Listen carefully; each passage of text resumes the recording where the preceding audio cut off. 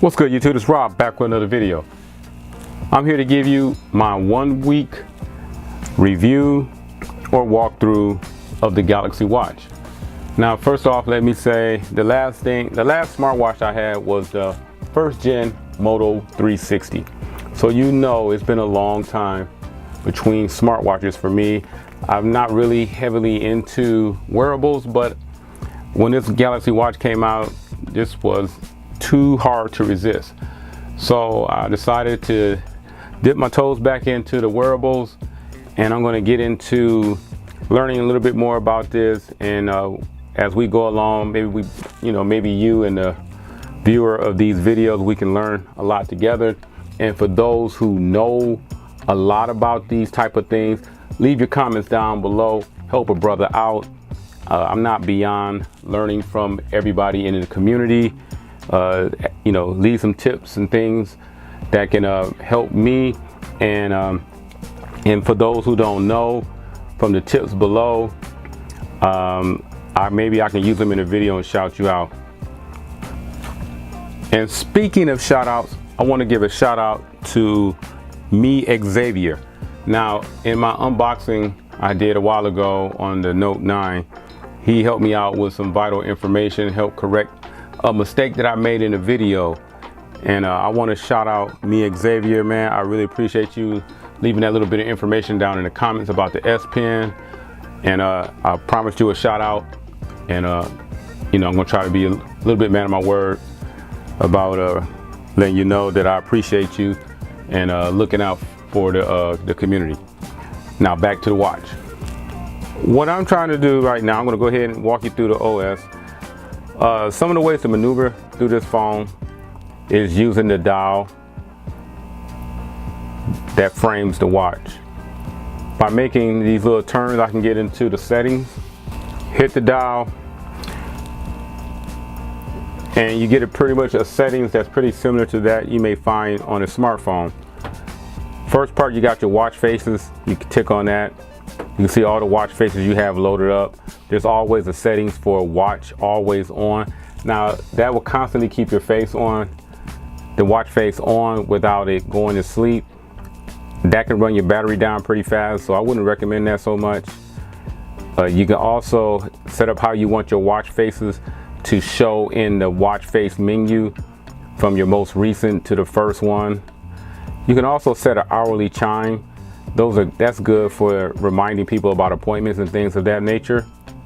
You also can make sure the notification indicator is on. Now that will show up in the corner of your watch off to the left, a little orange light to let you know that some type of notification is waiting for you to interact with. There's also a status indicator, and you can set the background style for your settings menu. You can also change your font, and they have a watch only where you can put your phone in power saving mode. You can have your screen timeout set. I got mine set at 15 seconds, but you can change that to 30. You can also have your location off or on. This will help apps function a lot better. And you can have your wake up gesture, vibration intensity. If you want it to be a long vibration, you can turn that on right there. This top button right here can let you go back one menu, or however menu deep you are in the settings. By one hit of that will move you back one screen. Also right here you have your sound and vibrations. You can set your sound mode, volume, ringtone. When you do get a phone call, if your phone is not nearby, you can take the call through the phone, through the watch itself, but it needs to be Bluetooth connected to the phone for you to take calls through the watch. You can also got an advanced section where you can pretty much set up the Bixby button. I have it set for a double press the home key to turn on Bixby. You got the bezel to wake up the phone, so instead of flicking my wrist, I can just turn the bezel and it'll wake the watch up. There's also a water lock mode. Now if you tick that, it takes away all touch sensitivity, but it allows you to swim with this watch. You can even pretty much snorkel with this watch, and it does have a 50 meters depth limitation. So if you go any deeper than 50 meters, your watch will break. You have some of your exercise settings right here. Tell you how many steps you take, your heart, how many beats per minute, how many calories you burn. If you're doing stairs, how many floors you may have climbed throughout your day. You have personal settings where you can get a hold of people by just ticking on their face, and you can set up your appointments and notifications.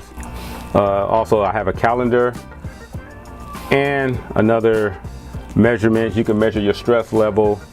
You pretty much would measure how fast your heart is beating, and it kind of guesstimate your stress level at the time of the measurement. And then you can add other workout shortcuts. So as you can see, there's a lot to do. If you want to see how many apps you may have all together, you just tick the middle of that first app settings, and the 3 dots up there at the top tells me that I have 3 pages of apps. So I can either rotate all the way through and it'll take me to the next page. So I'm on page 2, and it tells you the apps that I have on here. I got the Find My Phone, reminders, music. I can set up a music. I can stream my favorite streaming app through this watch. Got an alarm. Next page, I got Flipboard, world clock, calendar, the Bixby, and barometer. And like I said, I got the Flipboard news briefing. So this is pretty much your standard walkthrough. Like I said, you hit this home button, takes you back 1 page, all the way back to the watch face. You can also long press the bottom for the power off, or you can change the touch sensitivity so you can use the watch while wearing gloves. That will come in handy in about another month. Double hit the bottom, brings in Bixby. And 1 turn to the left, I can see any notifications like a text message or an email or something like that. I can respond to it. Left of the clock menu.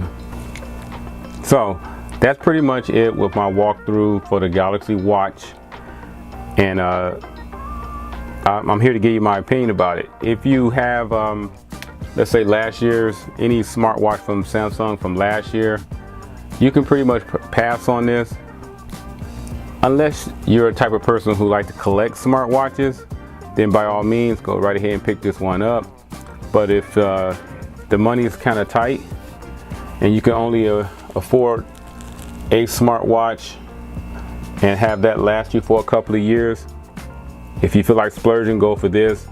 But in comparison to last year, there's not much of a difference. They're pretty much I think the only difference is the ability to swim with your watch for a long period of time. I think the Gear 3 and the Frontier is waterproof, but you can't go diving or snorkeling with that watch in general. So that's pretty much the only advantage I can possibly see this watch having over last year's Samsung watches. All the bands fit, no matter, got an Instagram post, but all of the bands from the last year watches fit this one. So if you have a collection of bands and you're worried that those bands won't fit, I'm here to tell you that they do fit, so you don't have any problems. This is the 46 millimeter face version, so those bands will fit. Just make sure when you're shopping for bands that the lug width, you get the 46. You get the one specified for the 46 millimeter. I think the lug width on these is 22 millimeters. So make sure when shopping that it has that 22 millimeter lug width. I think the 42 millimeter takes the 20 millimeter lug width. But overall, I like the construction of it. It has a nice weight to it. It feels very premium. It feels like a real nice old school timepiece. So if you're familiar with these type of watches, then I'm not telling you anything new. But for those who may want to jump in the smartwatch game, go with the Galaxy Watch. It's probably the best out there.